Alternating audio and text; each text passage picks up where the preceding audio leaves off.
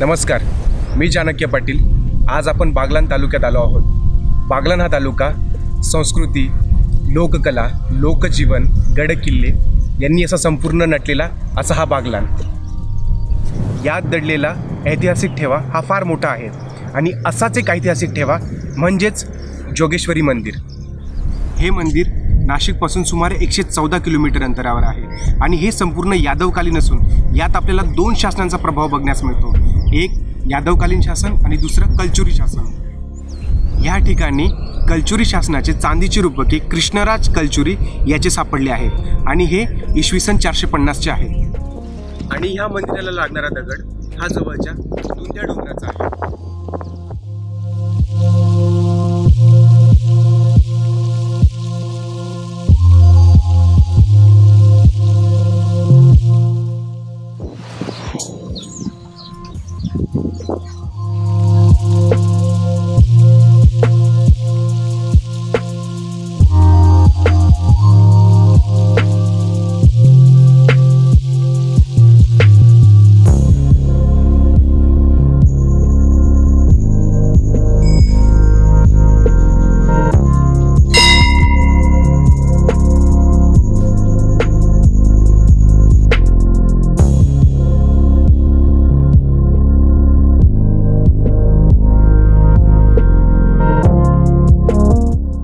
तर आपण मंदिरामध्ये आलो आहोत आणि आपण मंदिराविषयी अधिक माहिती जाणून घेऊया किशोर सोनवणे यांच्याकडून।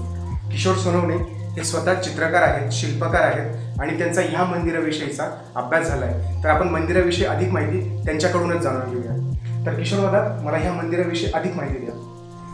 हे मंदिर सिंगनदेवा यांनी बांधलेलं आहे, असा एक शिलालेख इथे आहे। अच्छा। मंदिराला 4 भागात विभाजन आहे: गर्भगृह, अंतराळ, सभामंडप आणि मंडप। अच्छा। आणि नंदी मंडप नाही दिसते, नंदी अच्छा भग्न अवस्थेत आहे। या मंदिराची पूर्ण निर्मिती ही बिना माती चुना याच्यात केलेली आहे आणि ही उकळी पद्धतीने एकमेकांवर दगड ठेवून उकळी पद्धतीने ठेवून ही मंदिर। उकळी पद्धती म्हणजे उकळी पद्धतीने आपण ज्याप्रमाणे उखळ असतो त्याच्यात खड्डा असतो आणि त्याच्यात अच्छा ग्रीप देतो त्या पद्धतीने। अच्छा। आता ब्लॉक वीट पण त्या पद्धतीने बनतात, त्या पद्धतीने त्या एकमेकांना ठेवल्या जायच्या आणि अशा पद्धतीने उकळी एकमेकांवर दगड ठेवून ठेवून हे मंदिर बनवलेलं आहे। याच्या प्रत्येकाचा 5 फुटाचा स्टोन समजतो, त्याच्यानंतर 2 फुटाचा समजतो, 1.5 फुटाचा समजतो आणि एकमेकांवर ओव्हरलॅप करत करत करत हे मंदिर बांधलेलं आहे। त्याला उकळी पद्धती म्हणतात आणि या उकळी पद्धतीने मंदिर बनवलेलं आहे। आणि याच्यात सुंदर शिल्पकृती आहे, धर्मशास्त्र, कामशास्त्र, त्यानंतर मोक्षशास्त्र, अर्थशास्त्र या 4ही शास्त्रांचा समावेश करून मंदिर बनवले आणि हे मंदिर खजुराहो शैलीप्रमाणे आहे। खजुराहो शैलीप्रमाणे आहे। याच्यात ज्याला एरोटिकल म्हणतो म्हणजेच मिथुन शिल्प, तर मिथुन शिल्पांची पण याच्यात भर आहे। धर्मशास्त्राच्या प्रतीक युद्धशास्त्राची पण शिल्प याच्यात आहेत आणि त्या व्यतिरिक्त बरेच मोक्षशास्त्राचे पण प्रतीक तिथे आहेत। अशा सगळ्या शास्त्रांना धरून हे मंदिराची निर्मिती झाली आहे। गर्भगृहात पार्वती जोगेश्वरी स्वरूपात बघायला मिळतात व गर्भगृहात एक शिवलिंग पण आहे।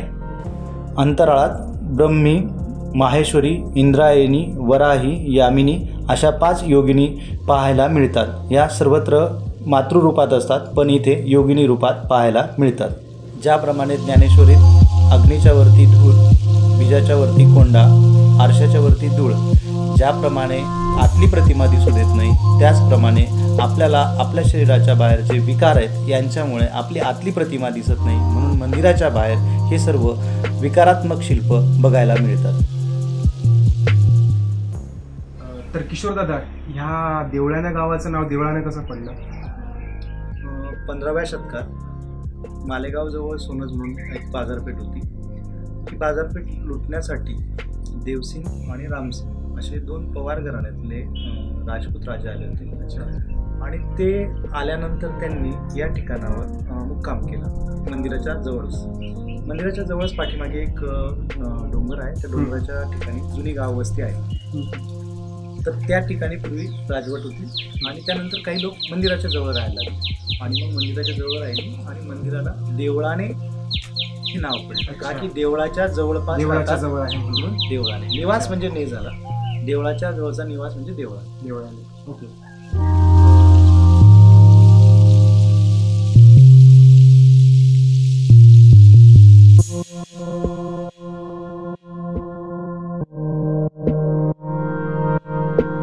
धन्यवाद.